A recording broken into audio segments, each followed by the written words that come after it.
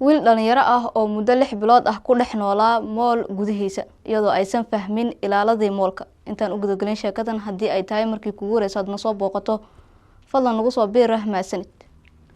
Mool ka mid ah kuwa ugu waaweyn magaalada Shanghai ee dalka Shiinaha ayaa waxay ilaaladiisu fahmi waayeen wiil dhalinyaro ah oo muddo 6 bilood ah ku dhex noolaa moolkaasi. Saxaafadda Shiinaha ayaa tabisay wiil dhalinyaro ah oo ku nool jaranjarada hoosteeda mool ka mid ah moolasha ugu waaweyn ee magaalada Shanghai isaga oo waliba ku nool nololtii ugu sareysay ama nolol raaxo leh.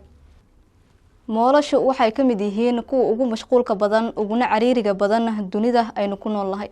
Sidaas daraadeed ilaalada moolasha ma ogaan karaan kuwa baxaya iyo kuwa soo galaya iyo sidoo kale kuwa ku dhex jira gudaha moolka saacadaha ugu badan.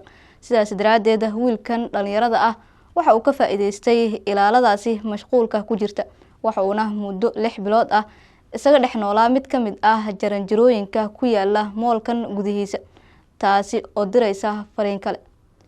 Ninkan da'yarka ah ayaa maareeyay muddada 6 bilood ah in aan laga dhex aqoonsan dadka ku dhex jira moolka. Wuxuuna moolka dhex keensaday teendho yar oo uu dhex seexdo. Sidoo kale waxa uu horey u soo qaatay oo uu dhex keensaday moolkan kursi iyo miis oo uu wax ku daawado. Wuxuuna muddadaasi 6 bilood ah isticmaalayay fiilo ka mid ah korontada moolka ku jirta.